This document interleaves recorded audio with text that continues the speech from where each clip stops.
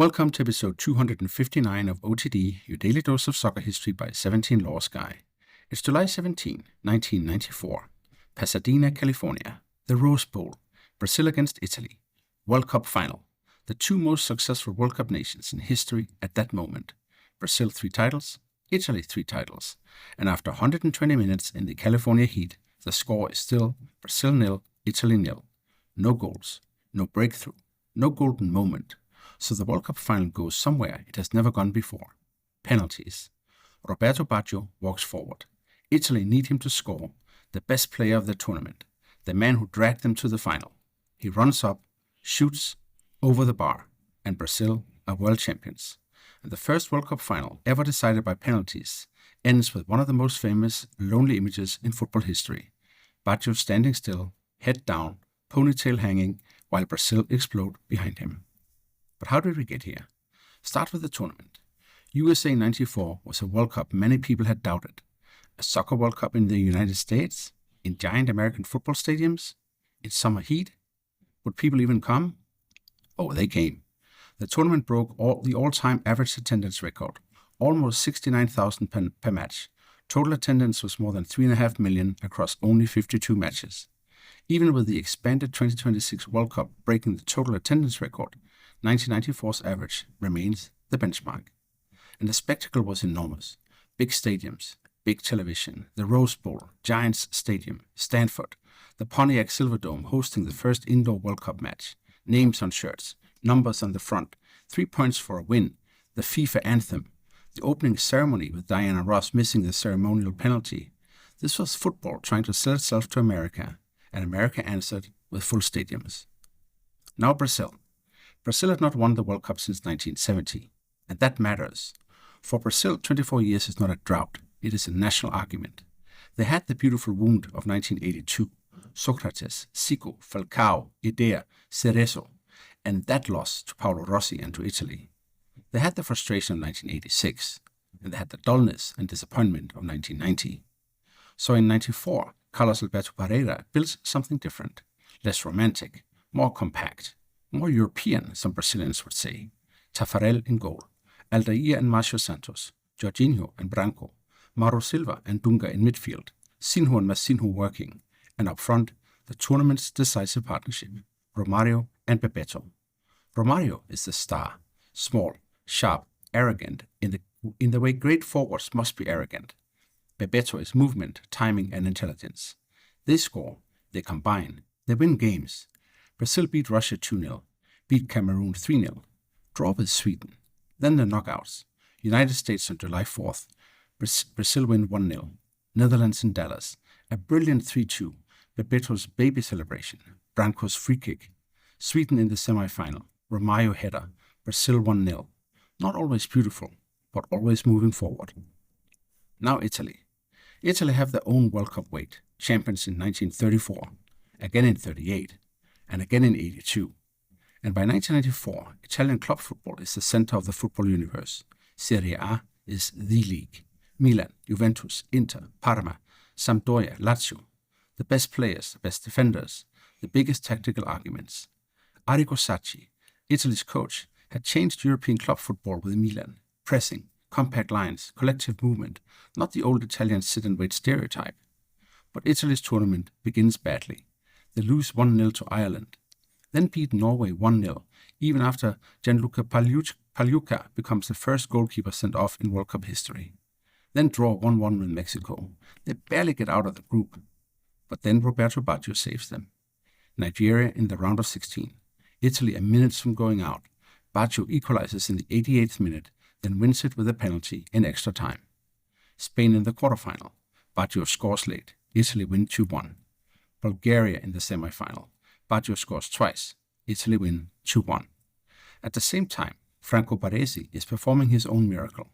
He injures his knee against Norway, has surgery, and somehow returns for the final. So this is the setup. Brazil's structure and Romário Bebeto. Italy's survival and Roberto Baggio. Parreira against Sacchi. South America against Serie A. 1970s great final between these two nations echoing in the background. And one more thing, the penalty shootout. By 1994, penalties are not new. They had been formally accepted around 1970 because football needed something better than replays, lots, coin tosses, and endless unresolved ties. And by the time Baggio walks forward in Pasadena, the shootout already has history. Charity Shield in 1974, Euro 1976, the Panenka, Copa Interamericana in 1976, Copa Libertadores in 77, European Cup Winners' Cup 1980, UEFA Cup 84, European Cup Final in 84, Intercontinental Cup in 85, Helmut Duckerdam in the 1986 European Cup Final, AFCON 1992, Recopa Sudamericana in 92, and Finalissima in 93. And in the World Cup itself, there had already been 10 shootouts before this final. One in 1982, the famous semi-final between France and West Germany. We talked about that a few days ago. 3 in 1986, 4 in 1990, and 2 earlier in the 94 World Cup. So the World Cup knows penalties, but the World Cup final doesn't. Not yet, at least. Now the match. It starts at 12:30 in the afternoon. It's hot, it's bright, it's almost cruel for a final. Hungarian referee Sander Pool has the whistle. Brazil have the better early rhythm. Romário heads straight at Palioka. Bebeto gets into dangerous space. Branco hits a free kick. Italy have a huge chance through Daniele Massaro, but Taffarel saves. Then Brazil loses Jorginho to injury, and Cafu comes on. That substitution will matter historically because Cafu is not just a replacement. He becomes part of Brazil's World Cup spine for the next decade. The first half ends 0-0. Second half, still careful, still tense. Roberto Baggio doesn't seem fully himself. He has carried Italy for 2 weeks, and now his body looks empty. Brazil are better, but not ruthless. Extra time. Sinho has a chance. Romário has a big one from close range and misses. Baresi somehow is still defending. Maldini is still reading everything. Dunga is still organizing. And after 120 minutes, no goals. For the first time, a World Cup final is scoreless. And for the first time, a World Cup final goes to penalties. Baresi walks first for Italy, sends it over. Then Márcio Santos for Brazil, saved by Palioka, still 0-0. Albertini scores for Italy. Romário scores for Brazil, in off the post. Ivani scores. Branco scores. Italy 2, Brazil 2. Massaro for Italy. Taffarel saves. Dunga for Brazil. Goal. Brazil lead 3-2. Now Baggio. He has to score to keep Italy alive. He sends it over. Brazil win 3-2 on penalties, and Dunga lifts the trophy. Not Socrates, not Zico, not Falcao, but Dunga, the symbol of the supposedly un-Brazilian Brazil. But so what? For Brazil, this is liberation, a 4th World Cup, the first country to get there, the end of the 24-year wait. The title is dedicated in part to Ayrton Senna, the Formula One driver who had died earlier that year at Imola. Brazil was grieving him too. And yet this Brazil is not loved the way 1970s loved. Not even close. It is respected more than adored. People compare it to 1982 and ask where the poetry went. But that is unfair if it becomes too simple. Romário was genius. Bebeto was class. Taffarel was decisive. Dunga and Mauro Silva gave Brazil the platform its fantasy teams sometimes lacked. This was Brazil learning that beauty is not the only form of national truth. Then comes the next arc. 1998, Brazil reached the final again, and we talked about Ronaldo's lost afternoon just a few days ago. 2002, Ronaldo returns. Rivaldo and Ronaldinho help him, and Brazil win the 5th star. So 1994 is the bridge from the grief of post-1970 Brazil to the global superstar Brazil of 2002. For Italy, the pain becomes visual. Baresi's tears, Massaro's miss, Baggio's penalty and ponytail. But this is not a failure of a weak team. Italy lose a World Cup final without conceding a goal. That is almost unbearable. Sacchi remains a major figure. Maldini's legend grows. Baggio carries the wound, but also the dignity of a player who had already done the impossible by getting Italy there. And Italy's penalty story doesn't end in Pasadena. In 1998, they go out to France on penalties. In 2000, they lose the Euro final in extra time. Then 2006, Berlin. Italy against France. Zidane's headbutt. 1-1 after extra time. Penalties again. But this time, Italy score all 5. Fabio Grosso wins it. Italy becomes world champions. A nation that lost the first shootout final wins the second. And for the World Cup itself, 1994 normalizes a new kind of ending. Not everyone likes it.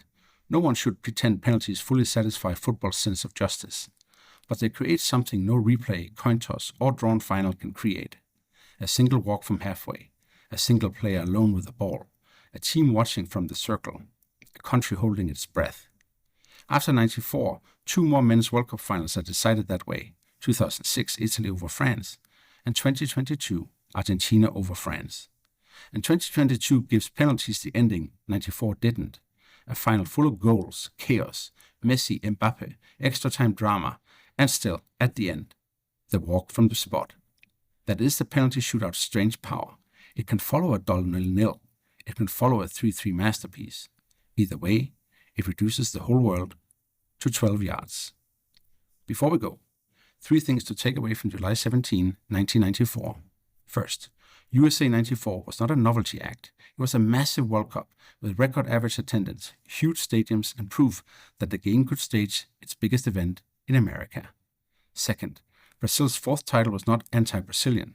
It was a different Brazil, organized, hard, efficient, and still lit by Romário and Bebeto. Third, the final with penalties part of World Cup final history. Baggio's miss is the image, but Brazil's win was built by Taffarel, Dunga, Romário, Branco, and a team that held its nerve better. On this day in 1994, Brazil and Italy drew 0-0 after extra time at the Rose Bowl. Brazil won 3-2 on penalties. Roberto Baggio missed, Dunga lifted the trophy, and the World Cup final learned how cruel 12 yards could be.